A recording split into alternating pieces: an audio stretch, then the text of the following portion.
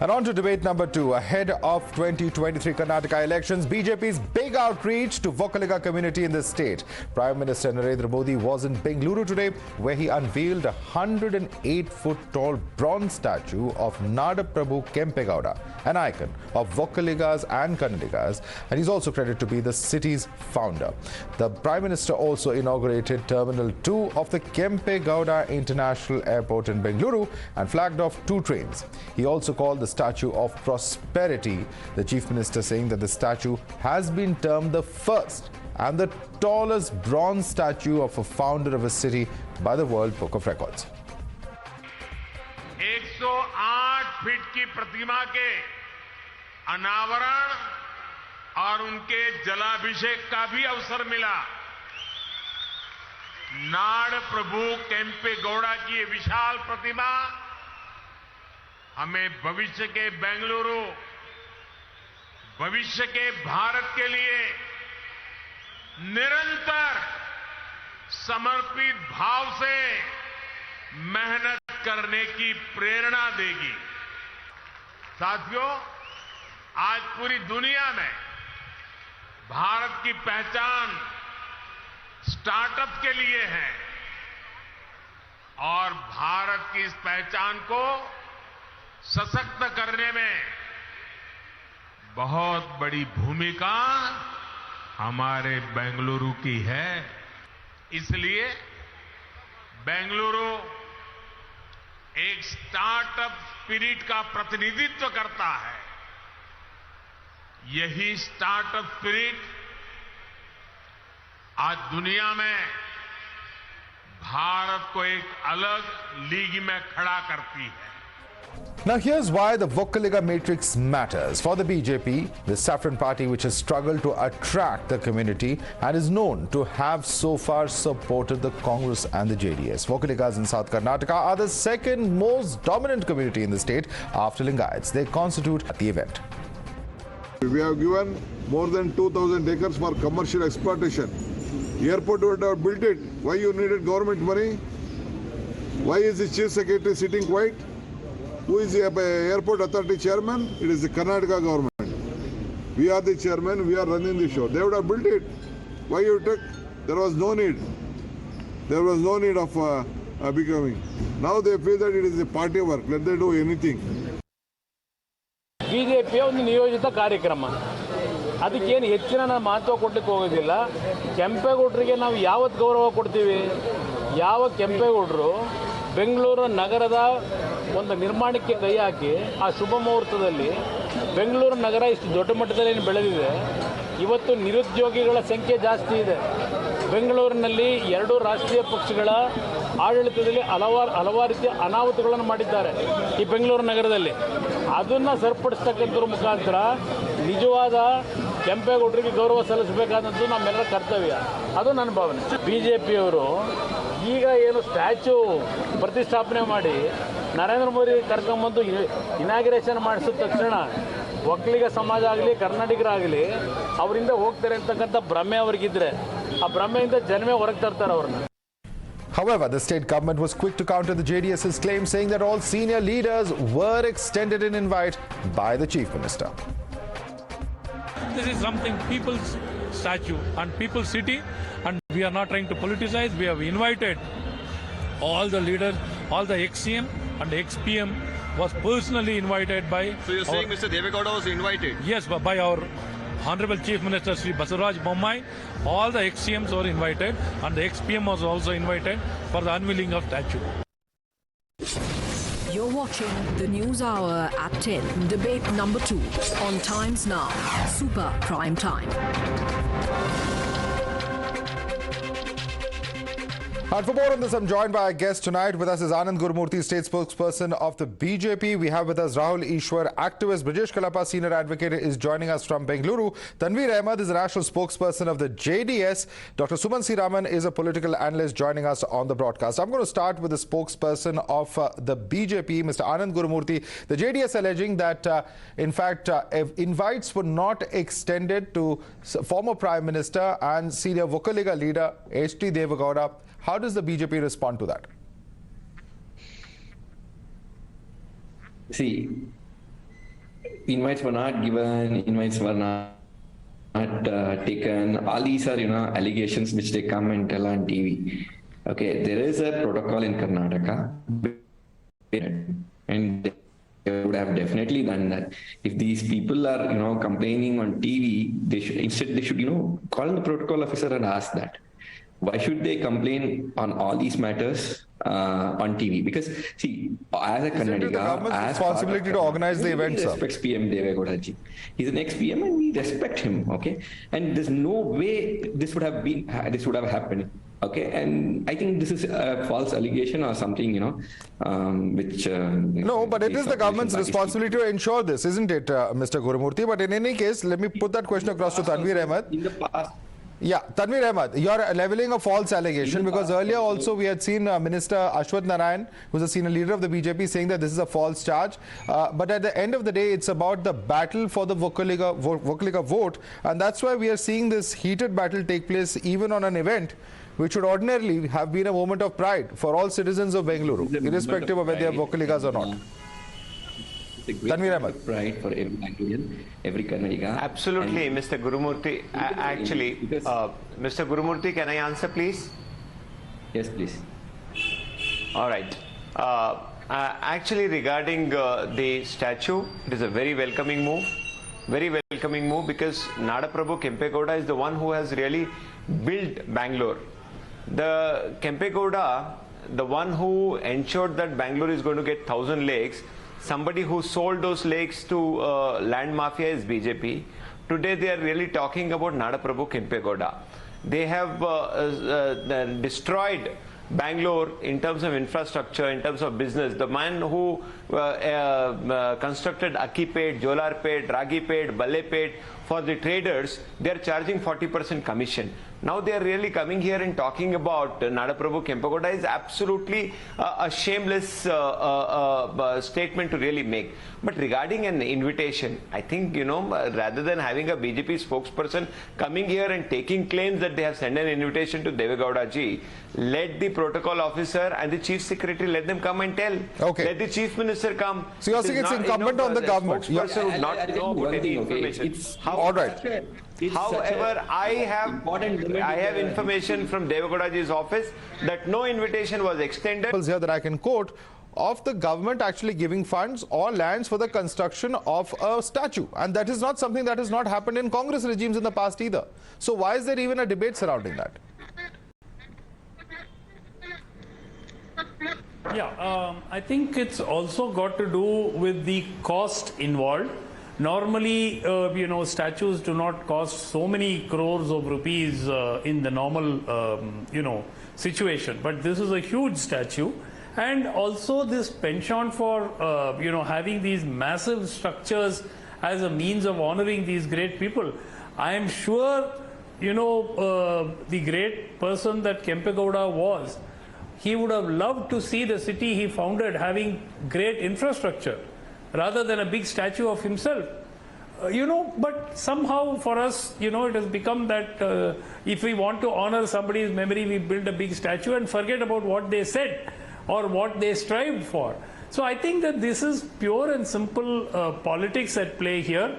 And I think DK Shivakumar was right when he said 84 crore of public money, whether it should have been spent on this particular statue or the BIAL should have funded the statue. Because after all, the airport is making a very significant amount of money every year. So it's not like, they are in a charitable business.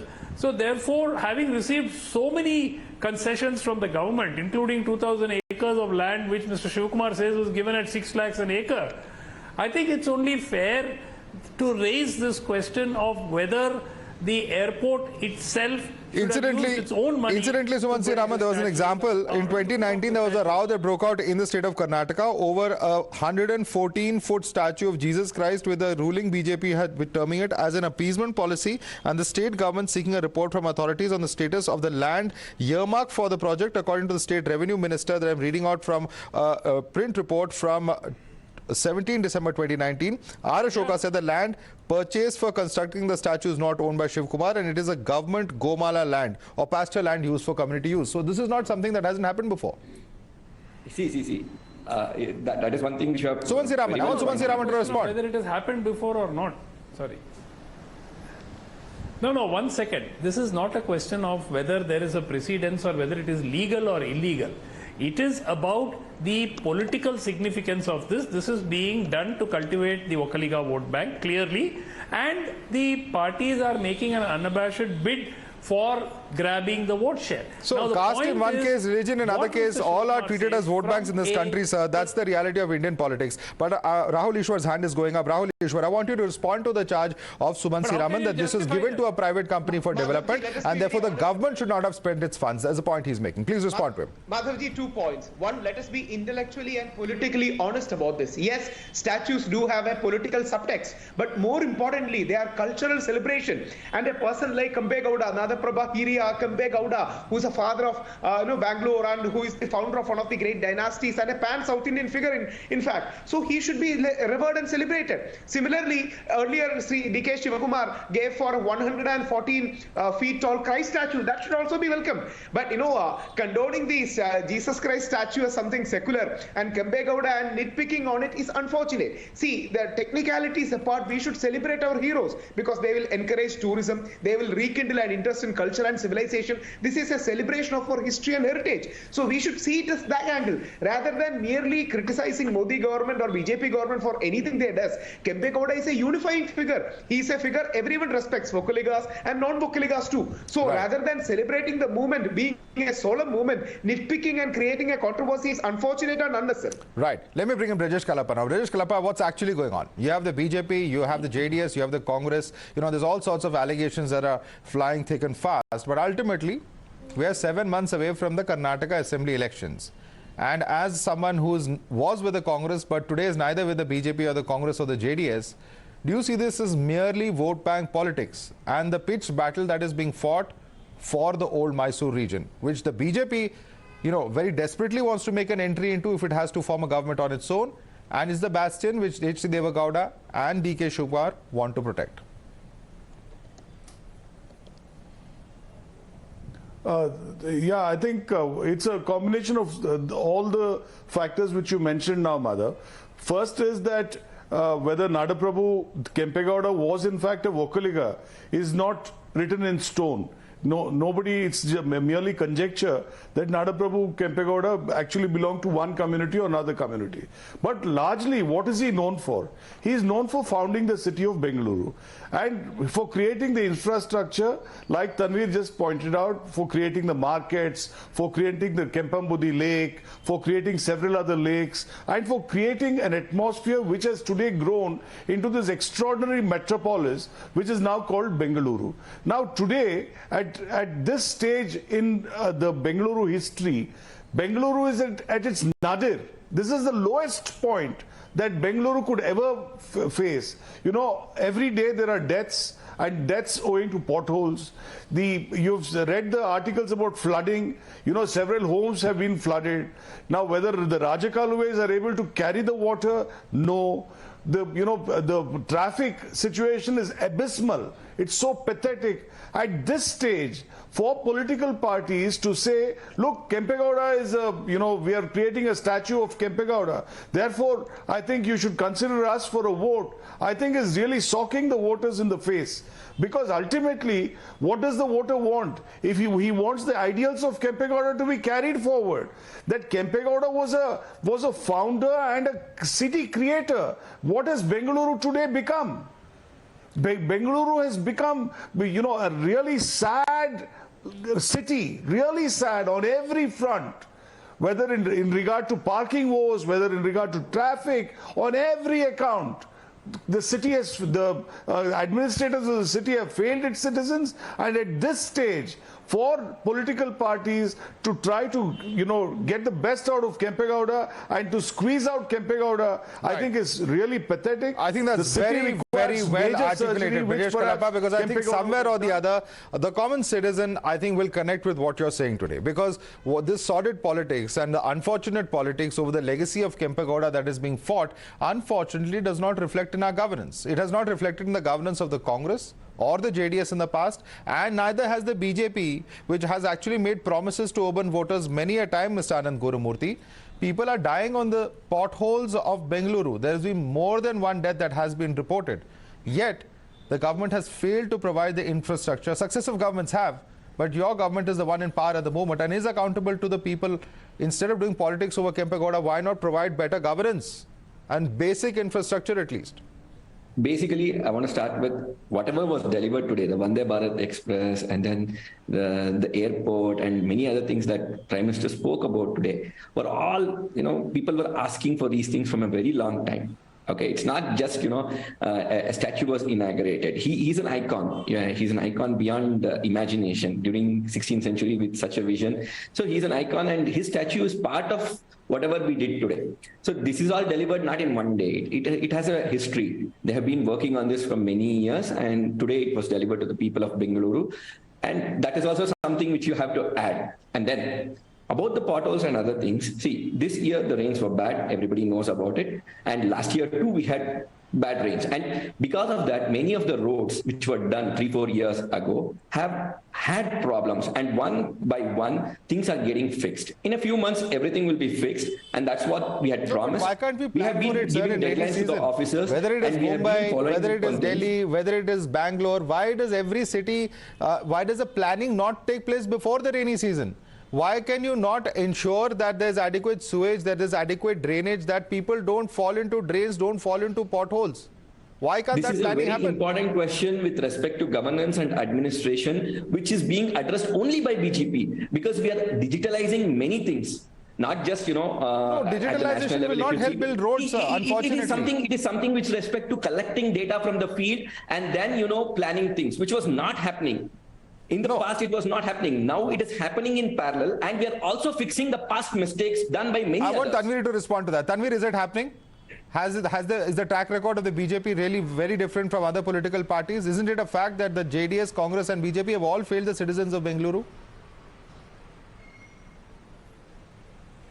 Let's really not compare BJP with Congress and JDS because as Brijesh rightly said, that the governance is absolutely at the lowest of low.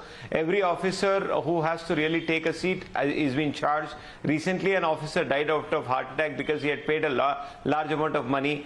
Actually, this is the most corrupt government I have seen in my life of 45 years here in Bangalore. Let them complain. You please pull these people to courts and put them to jail. Mr. Gurumurthy, why do you give cover fire, Mr. Gurumurthy? You need to learn how to be a spokesperson, Mr. Gurumurthy. Mr. Gurumurthy, you need to learn how to be a spokesperson. Okay, Teach me this, Mr. Tanveer. Let's maintain some decorum. I know you're looting Bangalore. Please don't loot my time.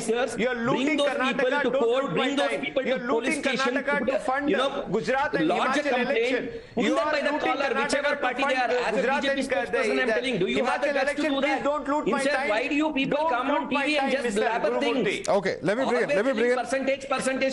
Let me quickly bring in Rahul Ishwar as well. Rahul Ishwar, apart from the statue of Kempegowda, we are discussing, of course, the key issue of the infrastructure on the ground. Yes.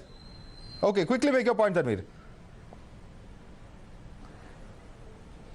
No, absolutely. See, every week, every month, there are deaths happening. Yesterday, small children came out and they protested to let the Chief Minister know what is the apathy of roads in Whitefield area, in HSR layout. See, just coming here and talking a divisive politics, Hindu, Muslim, Tipu Sultan, hijab. Come on, please come out. I know those all are important issues because those are the only issues you can really go to people. Have you ever spoken about development? Have you created any jobs? You are a looting party. You are absolutely okay. A lot of allegations. I'm allowing the state spokesperson of BJP to quickly respond. Anand, quick response from you. 20 seconds. Quick response. These people, whoever is doing the corruption, book them. If you have real, if you're really speaking the truth. So charges are flying, but there's no evidence, is the claim of the BJP spokesperson of Karnataka. Let me bring in Rahul Ishwar. Rahul Ishwar, what is very interesting is that along with Kempegowda, there were two other statues inaugurated. The statues of Kanakadasa and Valmiki, which have also got a lot of significance for the Kurba and the SC communities. So someone will say that at the end of the day, this is all about placating various communities and various vote banks. And that's what it is at the end of the day. Madhavji, world over, in every nation, you need substance and style in politics. In India, we need substance, style, and statues in politics. That's a reality. Nobody can deny that. We all know that's a reality, and every community has their icons. You need to be celebrated. But I believe as a modern civilization and modern democracy, we need to be acceptful rather than using words like placate. We are celebrating various icons because then only we can bring people together. You can definitely, but Rahul, why do people suddenly why does this memory get refreshed only 6 months before the elections? Isn't it a striking coincidence across political parties, across states, that only 6 months before elections you remember? There may be a political subtext. Nobody is denying. But if the same yardstick is applied, is the same Jesus Christ statue, which is taller than Christ the Redeemer, also because of politics, is one thing Congress should answer. Absolutely, and I'm going to let Suman respond to that. Suman, is it because the Congress is scared that ultimately all of these measures will strike at its own vote basis? You know, we know how popular DK is amongst the Vokaligas. Mr. Siddaramaiah is popular amongst the Kurubas. Mr. Mallikarjun Kharge is a senior Dalit leader. Is there somewhere that fear? No, I don't think so, Madhav. I think that in the run-up to the election season, every political party wants to cultivate every possible vote bank that there is, and the Vokaligas are a very, very powerful vote bank. The important issue here is that, is there no better way to honor the memory of Kempegowda than build a giant statue? Would not improving the infrastructure of Bangalore be a much better tribute to the man? Indeed. I don't think there's any debate on that. I don't think there's any debate on that because end of the day, as we've been discussing, it's a city that desperately needs better infrastructure. However, it's something that's happened in the past. I'm not going to get into the water bottle part of it. I'm going to get quick closing comments to Brajesh. Brajesh, how do we look at this coming in? Is this just a trailer of what we're going to see the next 7 months? Yes, it is. And, statues, of course, one may argue that statues are required. One may argue that statues aren't required. But ultimately, let's look at the bottom line. We are slipping even in terms of hunger. We have now reached the 107th place in terms of global hunger, right? And today in Karnataka, there have been 130 cases of food which has been given by Annabhagya scheme, where food which has been, the rice and the wheat of the Annabhagya scheme has been sent to other states, it's been packed and it's been sold. So therefore, there's a huge, corruption machinery which is stealing from those hungry, mouths. Now, when in such a scenario, I don't feel Brajesh, very I'm happy. sorry, I have to interrupt because we're completely out of time. A lot of issues of governance, issues of infrastructure, issues of corruption. All of these are certainly very pertinent issues. In the midst of all of that, we have these issues relating to identity politics that are being played out in Karnataka. It's really the battle ultimately for old Mysore that is being seen through the events that have been taking place earlier in the day today. I'd like to thank all our guests for joining us. We're slipping into a quick break.